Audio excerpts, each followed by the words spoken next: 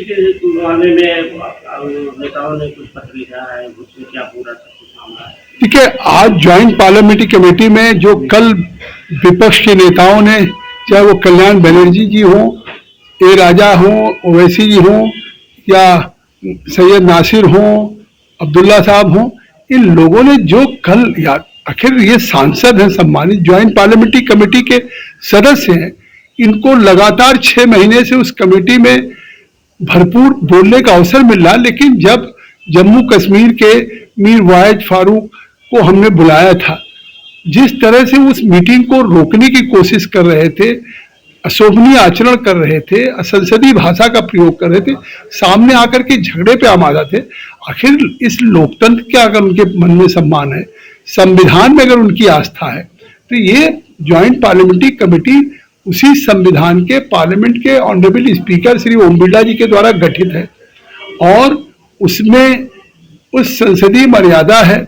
आप इसकी कार्रवाई रोकना क्यों चाहते हैं?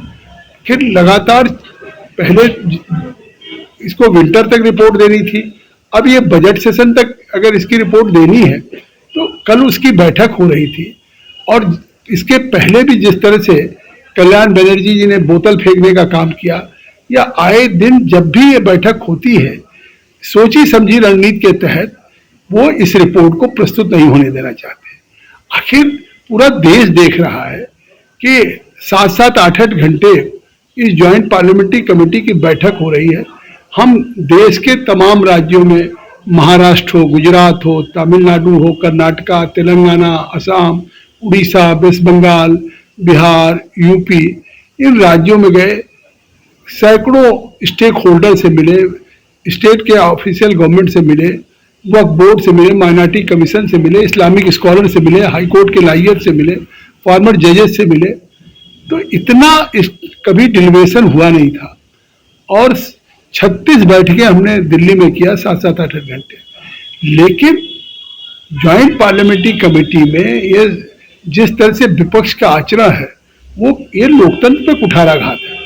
आखिर अगर मैंने कल कोई बैठक की, उसकी नोटिस गई, उस नोटिस में हमारे जो विटनेस के रूप में आए, उनसे क्रॉस एग्जामिनेशन करना था, लेकिन मीटिंग शुरू नहीं हुई, उसी समय से शोरगुल करना, झगड़े पे आमादा, हल्ला गुल्ला करना, इससे साफ है कि उनको न भारत की लोकसभा के प्रति आस्था है, न संविधान के प्रति आस्था है। तो साफ कहूँगा, आखिर उनको अगर कोई विरोध है तो जब ये अमेंडमेंट्स पे क्लॉज बाय क्लॉज संशोधन मांगा हमने है, वो संशोधन पुट करेंगे, उस पर सहमति बनेगी, असहमति बनेगी, वोटिंग से फैसला होगा। प्रजातंत्र में आज कोई कानून भी पार्लियामेंट में पास होता है तो बाई वोटिंग होता है, न कि मतलब आप हिंसा और कोई बल के आधार पे आप उसको कार्रवाई को रोक देंगे, कानून नहीं पास होने देंगे। अब अगर स्पीकर श्री ओम बिरला जी ने हमको एक मैंडेट दिया है कि हमको बजट सेशन में ज्वाइंट पार्लियामेंट्री कमेटी अनुवक्त की रिपोर्ट को प्रस्तुत करना है, तो अब कहाँ वक्त रह गया? 31 तारीख से लोकसभा शुरू होने जा रहा, इसलिए हमने बैठक बुलाई 24 को, और कल की जिस तरह बैठक में किया, अब 27 को बैठक क्लॉज बाई क्लॉज की है। मुझे लगता है कि मैंने तो आदरणीय स्पीकर साहब से भी कहा, उन्होंने भी चिट्ठी लिखी है, मैंने स्पीकर साहब से कहा कि साहब आखिर आपने हमें मैंडेट दिया, हमको रिपोर्ट देनी है, और हम नॉर्थ के भी टूर कर चुके हैं स्टेट्स का, हम ये भी नहीं कि कोई लगातार बैठकें कर रहे हैं, हम इसमें नहीं सहयोग कर रहे हैं, खुद वहाँ झगड़ा कर रहे हैं और उसके बाद हमारे खिलाफ पत्र लिख रहे हैं। और मैंने स्पीकर साहब से कहा कि 27 तारीख को हमारी बैठक है, फिर उस बैठक में क्लॉज बाई क्लॉज होगा, आगे फिर हमको सर्कुलेट करना होगा, फिर एडॉप्शन होगा। तो ये एक प्रक्रिया है। और अगर सरकार एक बेहतरी कानून के लिए, ज्वाइंट पार्लियामेंट्री कमेटी वक्त का खुद आग्रह किया था स्पीकर साहब से कि इस पे वो चाहती तो कानून पास करा सकती थी, बहुमत था सरकार का, लेकिन नहीं, पूरे देश के लोगों के साथ चर्चा हो जाए, बेहतर सुझाव आ जाए, उसके अनुरूप फिर ये कानून पारित किया जाए। तो जब सरकार स्वयं इस पे पिछले 6 महीने से जेपीसी का आग्रह किया और हम सभी राज्यों में जाकर के मिल रहे हैं, तो इसमें तो कोई जल्दी भी नहीं हुई। और इस कानून को पूरा सोच समझ के इसलिए लाने का सरकार प्रयास कर रही है ट्रांसपेरेंट ढंग से, कि जो वक्फ होता है देश पे, वो उस वक्फ की प्रॉपर्टी का फायदा गरीब को, मुसलमान को, पसमानदा को, विधवा को, महिलाओं को, बच्चों को मिल सके। स्थिति आज क्या है? आज तो वक्फ की प्रॉपर्टी के नाम पे मुतवल्ली बेच रहे हैं, कहीं कमर्शियल प्रॉपर्टी हो रही, कहीं मिसयूज हो रहा, कहीं कोई स्कूल, यूनिवर्सिटी, मेडिकल कॉलेज तो नहीं बन रहा है।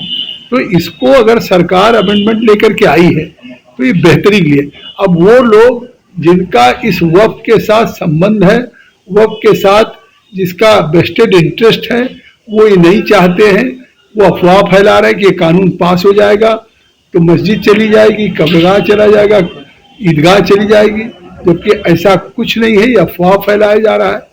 इसमें जाकिर नायक तक ने अफवाह फैलाया कि आप लोग इसको डिसअप्रूव करिए, ईमेल करिए, 1 करोड़ लोग कर देंगे तो कानून नहीं बनेगा। तो इसके पीछे सोची समझी रणनीति है। लेकिन मैं समझता हूँ जैसे आर्टिकल 370 और 35A को जब प्रधानमंत्री जी ने के नेतृत्व में गृह मंत्री जी ने प्रस्ताव किया, तो उसके पहले लोग कहते थे महबूबा मुफ्ती कि खून की नदियां बह जाएंगी, जम्मू कश्मीर में स्थिति ऐसी हो जाएगी। आज वहाँ पे अमन है, शांति है, टूरिज्म बढ़ गया। आज वहाँ घर घर झंडे लग रहे हैं, भारत का पार्लियामेंट के पास की कानून हो रहे हैं।